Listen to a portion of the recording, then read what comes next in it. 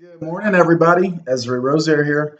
So the Eagles didn't play last Sunday because we were on a bye. And I said this back when the schedule came out in spring that a week seven bye, that is not ideal. A week seven bye is very early. And now we're going to have to play 11 straight games without a break. That's going to be tough, but hey, it is what it is. And we can't complain too much because the Eagles did have a week 14 bye last year.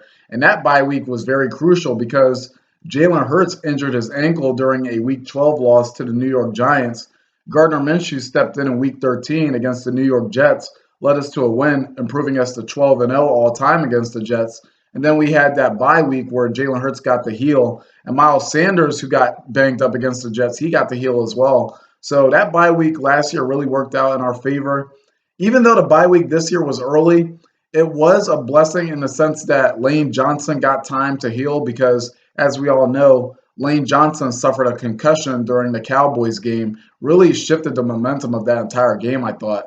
And could you imagine having to play the Pittsburgh Steelers without Lane Johnson on that offensive line? That would have been a problem. That would have been a problem. The Steelers defense, they're no joke. They're no slouches on defense. But anyway, so during this bye week, I really hope that Nick Sirianni and the coaching staff emphasize that we develop a no mercy type mindset in the second half of games. I want to see us develop a killer instinct in the second half of games because the Eagles' formula so far this year, it's been to go off on teams in the first half, particularly in the second quarter. The Eagles have been a record-setting team when it comes to the second quarter this year. I think we scored like 24 points in the second quarter against Washington. We had 20 points against the Cowboys in the second quarter.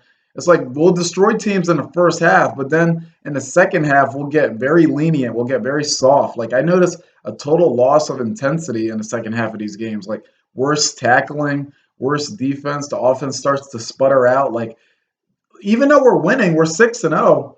You're not going to get away with that against every team. Like you're not going to get away with that against teams like Buffalo, the Buffalo Bills, the Kansas City Chiefs. I don't think you'll get away with that against the Los Angeles Chargers. Like we really got to get that under control. We are 6-0. Our positives do significantly outweigh our negatives, but we got to become we have to have no mercy on these teams in the second half. We keep letting these teams hang around and claw their way back into these games.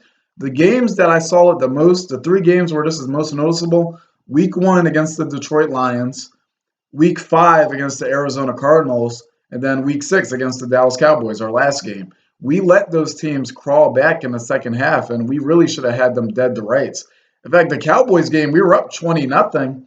I thought that was going to be a 44-6 type blowout, but when Lane Johnson went down, that shifted the momentum of that game. But even with Lane Johnson going down, you still got to keep your foot on the gas. You got to keep your foot on the gas. Finish these teams off. Don't even let them get any hope. Like, really put them away. Like, don't even let them hang around. You are not going to get away with that if you meet the Buffalo Bills or the Kansas City Chiefs. I guarantee you that. I guarantee it.